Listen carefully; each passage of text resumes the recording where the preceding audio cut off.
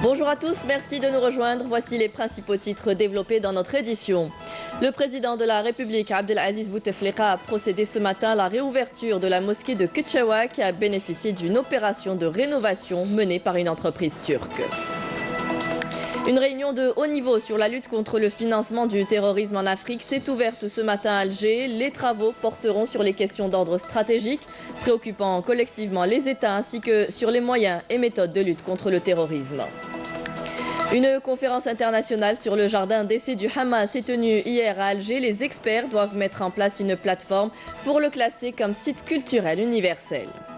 Et enfin, un investissement de près de 60 milliards de dinars a été engagé pour réhabiliter le site de Ben Aknoun.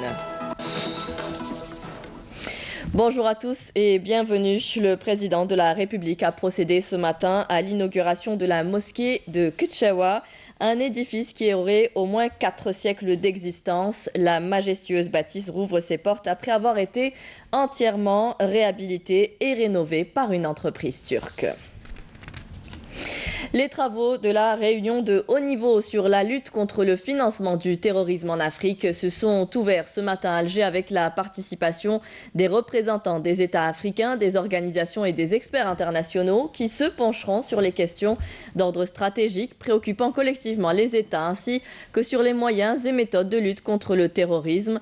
Cette rencontre, dont l'ouverture des travaux a été co-présidée par le ministre des Affaires étrangères, Abdelkader Msahel, et le directeur adjoint du Centre africain d'études et des recherches stratégiques sur le terrorisme, le CAERT, regroupe les délégués des pays membres de l'Union africaine, de l'Organisation des Nations Unies, de l'Union européenne et d'autres organisations internationales et régionales activant dans la lutte contre le terrorisme et son financement.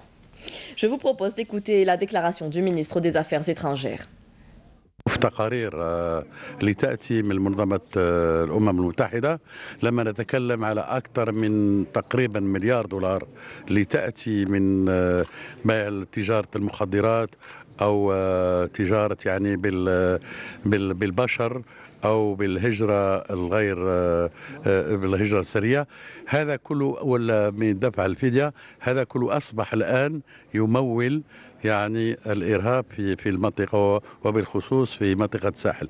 فلا بد أن نأخذ إجراءات أولا يعني قانونية، فلا بد يعني أن كل القوانين اللي هي في البلدان الأفريقية تكون يعني على نفس المستوى وتكون يعني تتأقلم مع مكافحة هذه الظاهرة.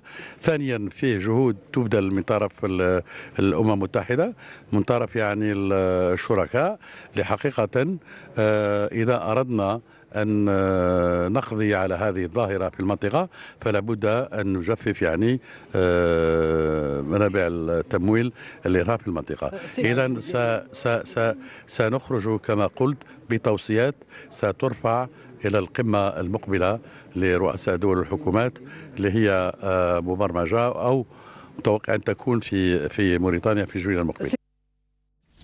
Et le ministre des Affaires étrangères, Abdelkader Msahel, effectuera à partir d'aujourd'hui une visite à Paris, au cours de laquelle il aura des entretiens avec son homologue français, Jean-Yves Le Drian, dans le cadre de la concertation régulière entre les deux pays. Le ministre animera à l'invitation du président du Conseil exécutif de l'Organisation des Nations Unies pour l'éducation, l'UNESCO, mercredi, au siège de cette organisation, une conférence sur la Journée internationale du vivre ensemble en paix. Le général de corps d'armée Ahmed Gaïd Saleh, vice-ministre de la Défense nationale, chef d'état-major de l'armée nationale populaire, est en visite de travail et d'inspection dans la 2e région militaire à Oran. À l'école de spécialisation de chasse à Meshria, le général de corps d'armée, en compagnie du général-major Saïd Bey, commandant de la 2e région militaire, a procédé à l'inauguration de quelques infrastructures administratives et pédagogiques ainsi qu'à l'inspection de leurs différentes annexes, comme il a suivi un exposé global donné par le commandant de l'école sur ses grandes missions et ses différentes activités. On suivra bien sûr l'évolution de tous ces événements dans nos prochaines éditions.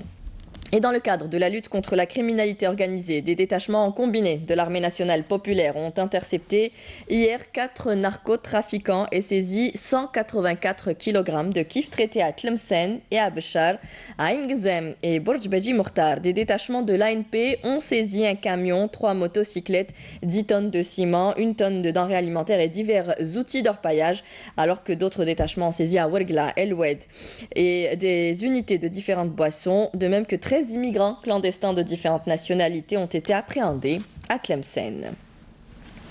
Dans l'activité parlementaire, reprise ce matin de la session plénière au Conseil de la Nation consacrée à la présentation et débat du projet de loi sur le commerce électronique avec les réponses de la ministre de la Poste et TIC aux questions soulevées par les sénateurs. Séance plénière également à l'Assemblée populaire nationale. Les travaux seront consacrés au vote de la loi relative aux conditions d'exercice des activités commerciales, la loi relative à la protection du consommateur et à la répression des fraudes et la loi fixant les règles applicables en matière de formation par apprentissage. Une conférence internationale sur le jardin d'essai du Hamma s'est tenue hier à Alger. Des experts étrangers sont ici depuis 2 jours pour répertorier toutes les espèces végétales existantes sur le site. Un jardin qui a une histoire culturelle et scientifique. D'ailleurs, la conférence permettra de mettre en place une plateforme afin d'élaborer un dossier et de le soumettre à l'UNESCO pour le classer comme site universel culturel. Manel Boutouaba. L'accent a été mis lors de cette conférence internationale sur la nécessité d'élaborer un dossier à soumettre à l'UNESCO permettant de classer le jardin d'essai d'El Hamma comme site naturel universel, conformément aux conditions et aux normes internationales. D'une superficie de 32 hectares et comprenant de rares espèces végétales, il est considéré comme l'un des plus importants au monde. Il a accueilli en 2017 1 300 000 visiteurs. Un groupe d'experts ainsi qu'un groupe relevant du ministère de la Culture a été désigné pour élaborer le dossier en question. Il est considéré depuis 1967 comme site naturel d'envergure nationale. Aujourd'hui, l'impératif est d'en faire la promotion pour lui donner une dimension universelle, car il en a le potentiel.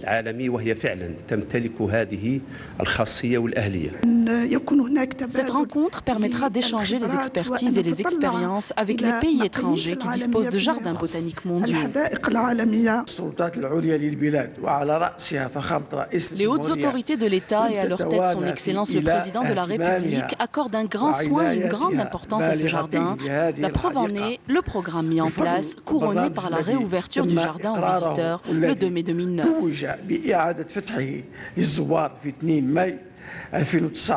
Des exposés détaillés ont été présentés et plusieurs ateliers organisés à l'occasion de cette rencontre avec la participation d'experts de Grande-Bretagne, d'Espagne, d'Italie et de France. Des travaux d'inventaire des espèces botaniques du jardin seront entrepris également au niveau du jardin qui connaît depuis 2 jours des visites élargies effectuées par ces experts.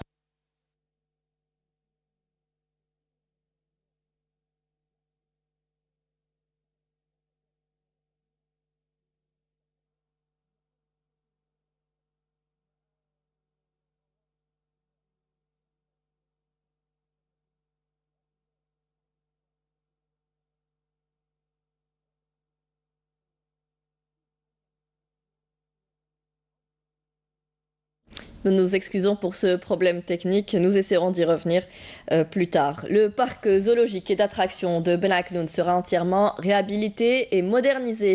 Un investissement de près de 60 milliards de dinars a été engagé pour cette opération. Les travaux ont été lancés il y a une semaine pour un délai de réalisation de 30 mois, a précisé le PDG de la société d'investissement hôtelière Hamid Melzi. Karim Haïfa. Un capital qui passe de 3 milliards de dinars en 1997 à 42 milliards de dinars en 2017, avec un chiffre d'affaires avoisinant les 9 milliards de dinars. Un bilan positif qui dépasse les prévisions les plus optimistes.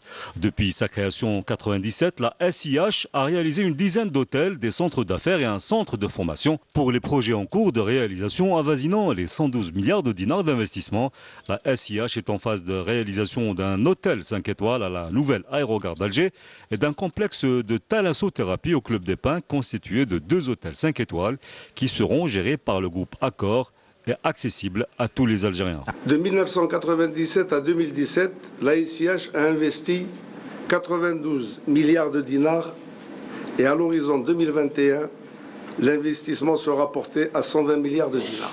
Cela signifie qu'il n'y a aucun financement sur le trésor public ou par le trésor public. Tous ces projets ont été réalisés dans le respect de la réglementation en vigueur et avec un suivi rigoureux. Un autre projet phare de la SIH, la réhabilitation du parc zoologique et d'attractions de Ben Aknoun. Un investissement de près de 60 milliards de dinars engagé pour la modernisation du parc, lancé il y a une semaine pour un délai de réalisation de 30 mois. Un site qui devrait accueillir plus de 7 millions de visiteurs annuellement après sa rénovation.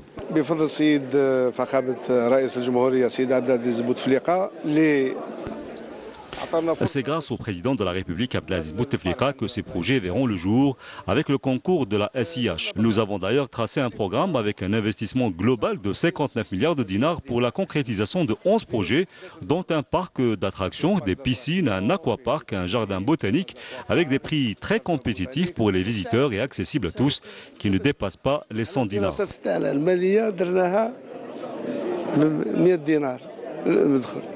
Un projet qui métamorphosera l'actuel parc datant de 1982, selon Hamid Melzi, qui rassure sur le sort des actuels employés du parc. Ils seront tous maintenus dans leur poste. Leurs salaires seront même revus à la hausse. Le secteur de l'énergie a lancé de nombreux projets d'envergure dans la wilaya de Sétif, comme la réalisation de centrales électriques qui ont nécessité un investissement important. L'exemple ce matin de la station électrique de Ain Arnet, une centrale électrique de cycle combiné qui alimentera toute la région des Hauts-Plateaux. Céline Ben Saïdi. Ces dernières années, le secteur de l'énergie a vu le lancement de plusieurs projets en cycle combiné, mais aussi en cycle simple. Des projets qui reflètent les grands efforts de l'État pour la promotion de ce créneau porteur, mais aussi pour répondre à un besoin en matière d'énergie. des cycles combinés, mais aussi en cycle simple. Ce secteur a vu la réalisation de plusieurs centrales, dont la centrale électrique de Ain Jasser, Boutlilit, Boufarik et Hassermel. Ce sont des projets de cycle simple qui ont coûté entre 15 et 20 milliards de dollars, sans compter les installations comme les réseaux électriques, les postes haute tension et le réseau de distribution. Nous pouvons dire que ces dernières années, les pouvoirs publics ont consacré un budget énorme à ce secteur.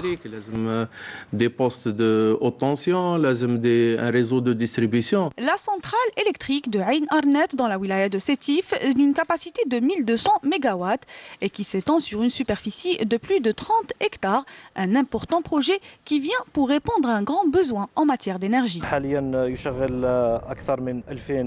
Cette centrale a créé plus de 2000 emplois, dont 80% viennent de la région. Le taux des travaux est à 80%. La centrale entrera en service le mois de juin prochain.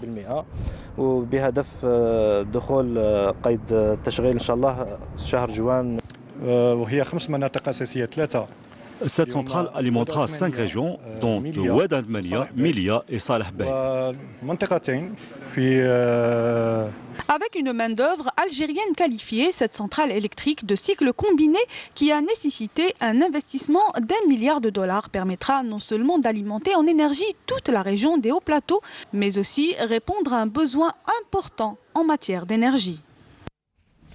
Le barrage de Beni Haroun à Mila, le plus grand en Algérie, alimentant 6 wilayas de l'est du pays. Le barrage est doté d'un important réseau de transfert des eaux. Il est aussi doté d'un système de protection contre la pollution. Le reportage est signé Saïda Mayouf. Le barrage de Beni Haroun, fleurant de l'hydraulique nationale, plus grand système de mobilisation et de transfert d'eau au niveau national. Toute une gestion épuratoire a été mise en place pour le protéger contre la pollution. La station d'épuration de Sidi Marwan à Mila demeure une des steps réalisées dans ce sens. On est en train d'épurer 20 000 mètres cubes jour comme débit maximal. Pour les eaux usées de Guelharem, Sidi Marwan et Mila. On a 2 autres steps qui sont en service aussi. C'est la step de Chelrom Laïd pour un débit maximal aussi de 13 000 mètres cubes jour et la step de Ferjiwa pour un débit maximal de 9 600 mètres cubes jour aussi. Un contrôle rigoureux de la qualité de l'eau et un suivi minutieux des normes requises est le mot d'ordre au sein des laboratoires. Les paramètres sont l'MES, la matière en suspension, on ne doit pas dépasser 30 mg par litre. La DBE5, la demande biologique en oxygène, aussi 30 mg, nous ne devons pas dépasser 30 mg. Et la DCO, la demande chimique en oxygène, c'est 90 mg, le seuil maximum. Le centre d'enfouissement technique CET de Mila opérationnel depuis 2010. Une manière d'éradiquer toutes les décharges sauvages se situant sur le bassin versant du barrage de Bni Haroun. On fait la récupération des PET, des PHD, des PVC et plus du fer.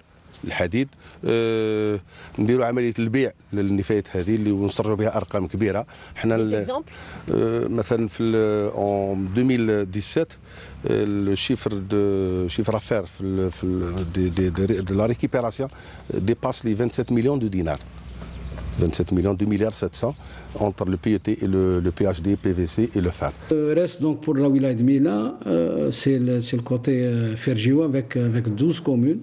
Nous sommes en attente donc de l'inscription du CET de Ferjiwa, l'éradication donc de l'ancienne décharge, plus c'est de la création du nouveau, donc la réalisation du nouveau CET de Ferjiwa qui va prendre en charge pratiquement 12 communes. Nous avons dernièrement éradiqué l'ancienne décharge de Tejnet.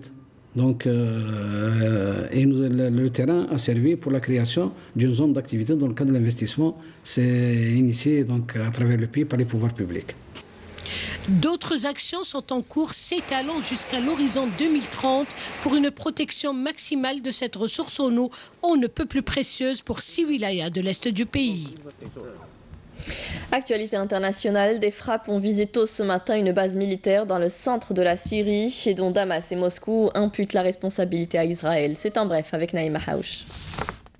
Au moins 14 personnes ont été tuées dans la frappe qui a visé ce matin une base militaire dans le centre de la Syrie. L'origine de l'attaque reste indéterminée, mais on parle d'ores et déjà d'avions israéliens. Les États-Unis ont nié toute responsabilité, tout comme la France. Des forces russes et iraniennes sont stationnées sur cette base située entre les villes de Homs et Palmyre. Israël a mené ces derniers mois dans l'impunité plusieurs raids en Syrie contre les bases militaires de ses alliés. 2 réunions sont prévues par ailleurs dans la journée au Conseil de sécurité sur l'attaque chimique présumée imputée au régime de Bachar el-Assad et qui a tué, selon des secouristes, des dizaines de personnes dans la ville rebelle de Douma, près de Damas. Pas de réunion de conseil de sécurité consacrée à la situation alarmante dans la bande de Gaza, où l'aviation israélienne a mené ce matin un raid dans le nord. La procureure de la Cour pénale internationale a appelé à la fin du bain de sang orchestré par l'occupation israélienne dans la bande de Gaza, avertissant que la Cour pourrait juger les auteurs de crimes de guerre. Israël fait face à de vives critiques des organisations de défense des droits de l'homme, y compris israéliennes, pour son utilisation de balles réelles contre les manifestants de la marche du retour organisée par les Palestiniens. La Corée du Nord a confirmé qu'elle était prête à négocier sur la dénucléarisation de la péninsule coréenne. Information confirmée par les États-Unis. Cependant, Pyongyang n'a pas encore présenté à Washington son offre. On ignore la façon dont le message a été transmis à l'administration américaine.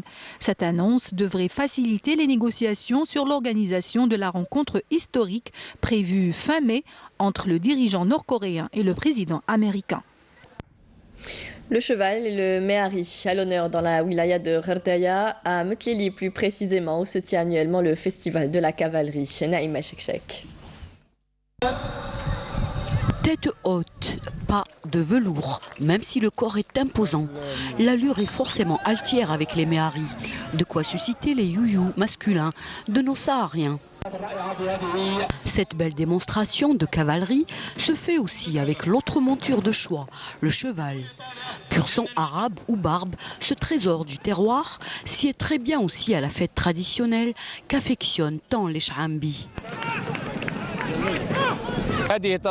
Cette manifestation réunit aussi des poètes et des jeux folkloriques de tout genre. Nous venons de Rolizen et cette fête est attrayante. C'est le club de cavalerie de la ville de Metlili Chamba qui organise chaque année cette festivité. Une festivité à laquelle participent plusieurs groupes et associations activant dans ce domaine de la cavalerie et du baroud, le tir traditionnel sur sa monture.